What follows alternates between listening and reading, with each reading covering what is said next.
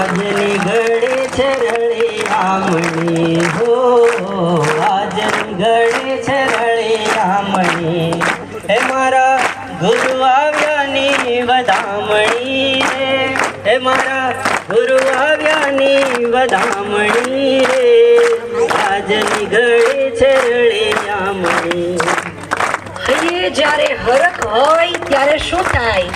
આજ મારું મન ગેલું ગેલું થાય. પણ આજ મને બાપુ માટે શબ્દો આછા પડે છે. શબ્દો ઓછા નથી પડતા, પણ શબ્દ આછા પડે છે. અને આવા ગુરુ જ્યારે આપણે આંગણે હોય અને વિદ્યાર્થીનો સાથ હોય, કલાનો કસબ હોય, ત્યારે એવું લાગે કે આજે તો સૂરજદેવ છે ને એ સોનું વરસાવે છે. આજે તલગાજડાના આંગણે કોઈ પ્રસંગ છે અને ત્યારે ગાવાનું મન થાય. સૂરજ તારું અંજવાળું દુનિયા બહાર પડે રે, નાણાં મળશે પણ આવા ટાણા નહીં મળે રે.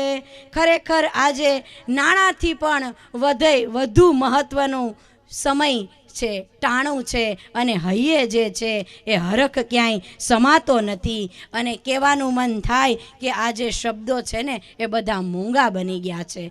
શબ્દો મૂંગા બને ને ત્યારે ભાવો છલકાય, અને સાહેબ જ્યારે ભાવો છલકાય ને ત્યારે તો બધુંય ઝાંખું લાગે. ત્યારે માત્ર લાગણીનો ઉજાસ હોય તો તલગાજડાના આંગણે લાગણીનો ઉજાસ છે. ટૂંક સમયમાં આપણે કાર્યક્રમ શરૂ કરી રહ્યા છીએ. ત્યારે આપણે સૌ જાણીએ છીએ કે ભારતની સંસ્કૃતિ એ તો અતુલનીય સંસ્કૃતિ છે, અદ્વિતીય સંસ્કૃતિ છે. એની વાત થાય નહીં, એની સરખામણી થાય નહીં. કોઈ પણ કાર્ય હોય એ આપણે ઈશ્વરને યાદ કર્યા વગર કેમ થાય? આપણી સંસ્કૃતિની ધરોહર છે ગજાનંદ ગણપતિને યાદ કરવા, માં સરસ્વતીને આરાધવા. અને આપણે સૌ જાણીએ છીએ કે દીપ પ્રાગટ્ય દ્વારા આપણે કાર્યક્રમની શરૂઆત કરતા હોઈએ છીએ. તો પૂજ્ય બાપુ અને માનવંતા મહેમાનોને નમ્ર વિનંતી કે તેઓ સ્ટેજ પર આવી દીપ પ્રાગટ્ય દ્વારા કાર્યક્રમને ખુલ્લો મૂકશે. તલગાજડાના આંગણે દીપક દ્વારા અંજવાળા થાય. આપણે સૌ જાણીએ છીએ કે અંધકારને દૂર કરે તે દીપક, અજ્ઞાનને દૂર કરે તે દીપક. તાળીઓ સાથે દીપ પ્રાગટ્ય થઈ રહ્યું છે.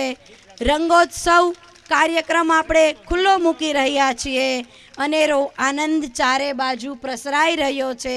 અને દીપક દ્વારા આપણે ભગવાનને પ્રાર્થના કરીએ, હે ઈશ્વર, દરેકના હૃદયમાં રહેલા અજ્ઞાનના પડળને તોડી નાખજે.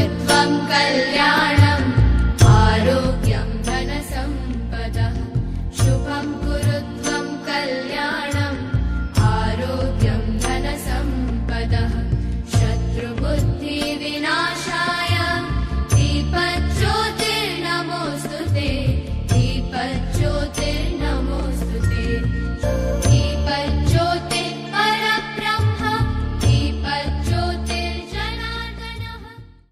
પ્રાર્થના એ તો ખળખળતું ઝરણું છે. માણસનું છેલ્લું આયામ છે ને, જ્યારે કાંઈ જડે નહીં ને ત્યારે પ્રાર્થના જડે છે. અને જેને પ્રાર્થના જડી જાય ને એને પછી સમસ્યા ક્યાં નડે છે? જેને પ્રાર્થના જડી જાય એને પછી સમસ્યા ક્યાં નડે છે? શ્રદ્ધાનો દીપક જેના હૃદયમાં જલતો હોય ને એને મુશ્કેલીઓનો ડર ન લાગે હો. તો ચાલો ને ઈશ્વરની પ્રાર્થના સાથે કાર્યક્રમમાં જોડાઈએ. પ્રાર્થનાના શબ્દ છે, જીવન અંજલિ થાજો.